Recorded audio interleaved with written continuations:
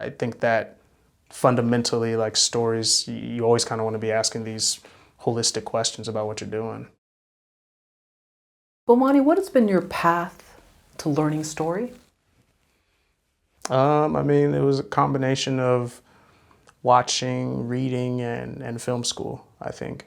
Yeah, just like all of those things of constantly, going to film school and learning about story and craft and watching videos on it, and also just watching things and reading things and seeing how those ideas can be executed in different ways. What questions do you ask yourself every time you begin a story? I don't know if I ask myself questions while I'm beginning a story. It's more of, well, I guess what questions don't I ask myself, I guess, is a better one, because I'm asking all kinds of questions. Yeah, I take that back. Yeah, I'm asking all kinds of questions of just what, bigger, more macros, like what is the story here? Like if I'm following a 3-act structure, what does that mean, for this? And who are these characters? What are they thinking? What are they doing? What is their backstory?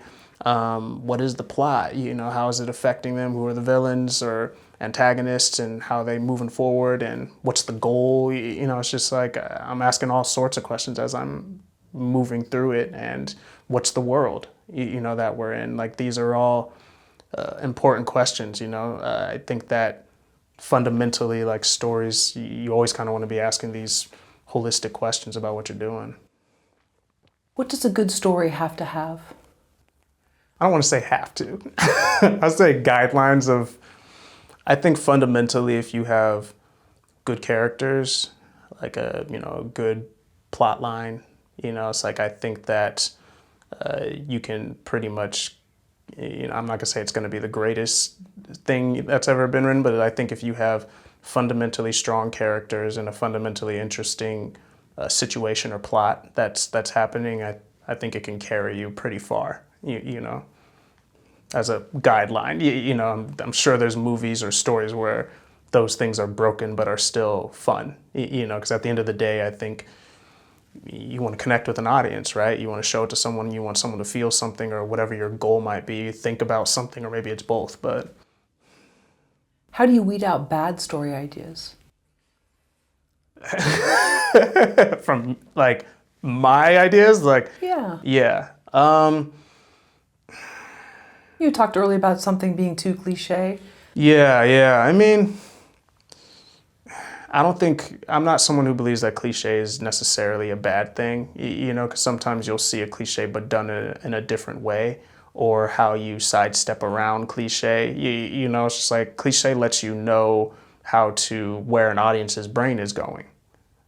So like some of the best stories to me that I've seen, or some great stories, are ones that like either utilize a cliche in a very interesting way, or they use a cliche to make you think they're going one way, but they misdirect. So I see it all as tools, and one of my writing, or not my personal writing professor, but he was someone that was teaching my friend at SC, and he said it's cliche because it works.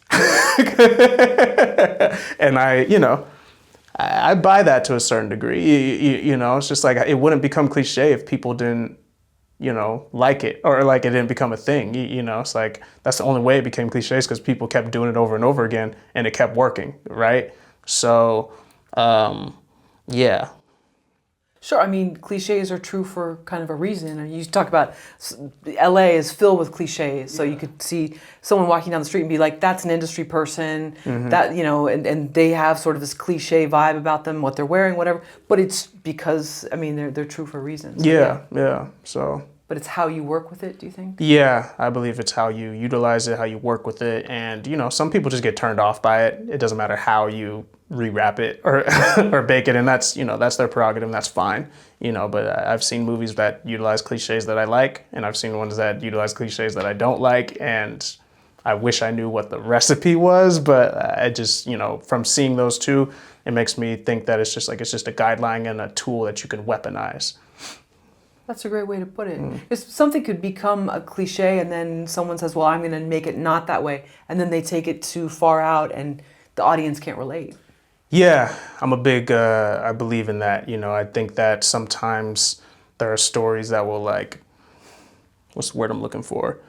they would be so obsessed with trying to misdirect, right? And make you, and not go a certain way with the story, that they'll forget that, like, well, now I don't have anything attached to this. Like, I'm not buying into this anymore. You know, it's like you sold me one thing. I'm going on with the story, and now you're completely going left just to make me be like, oh my God, where's this plot going? But then by the time I get to it, the end of it, I'm like, well, this doesn't mean anything.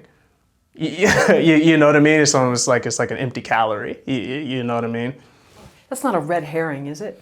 No, I always get that mixed up. Yeah, no, I think like, but there, I see where it's like it's very similar to me. Like a red herring is like, oh, my goal is to like get these red shoes or whatever, you know. But like really, what my goal is like to find family or something like that. You know, it's just like, so the red shoes constantly moving around is, you know, that's the red herring. I think that's what I want, but at the end of the day, what I really want is this.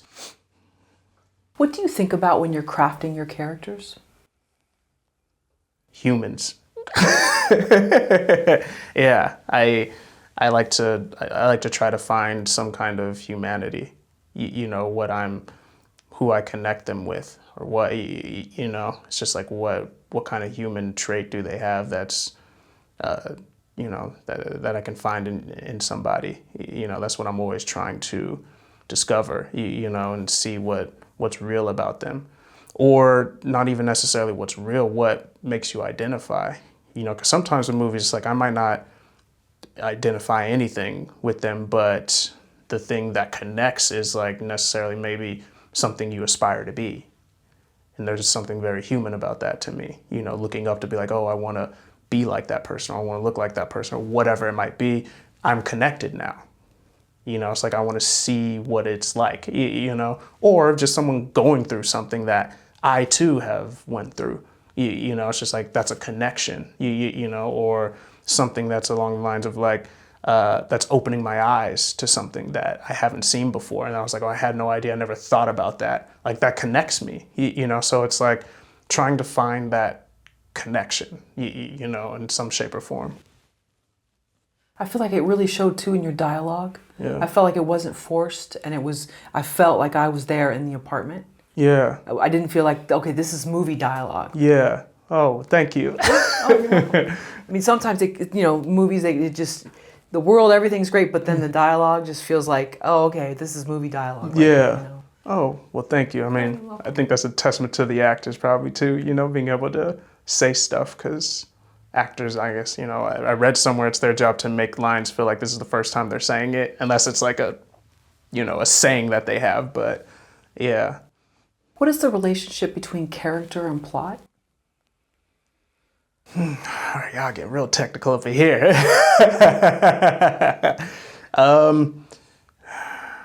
Man, I've read so many different things about this. I'm trying to think of what my laws on that are, because I don't know. I'm still kind of new to the game with this, you know, so I'm still figuring all this out, you know. So I think plot is the pathway, right? And, you know, the character is moving along that path. Now, how the character is moving along that path, you know, the plot may be pushing them that way, I believe. You know, it's like I'm new to this, and I'm still exercising these skills. Like I haven't set it all down, but my feeling is that the plot is the path, you know, and then the character is the thing that walks the path. You know, how they walk the path is going to be, you know, the character, you know, what they're doing, how they're doing, you know. It's like in the path of left, right, or whatever are the things that make the character do whatever, you know, the boundaries, you know. I like that. How do you know you're getting your story right? You don't. You know, like, because I think it's the longer as I'm going through this process with my first movie, like the more I'm learning as I'm going through this, even sitting here right now, you know, it's like seeing how people respond to it, you know, and connect, because there are certain things that, like, I don't know. I don't know if the movie will work or if it will connect with people. I don't know. I have like faith, and I have confidence, and I have, what's the word? Like hope, you know, that these things will connect with somebody. But, you just, how could you ever be able to tell? You know, it's just all I can go off of is like what is interesting to me, and what and does it give an effect to like a random person or someone around me or whatever. It's just like, it's kind of just like a slow rollout. So, but I don't think I ever will completely know if something's gonna work or whatever. Like I think it'd be pretty arrogant for me to you know, to ever assume that. Well, maybe right.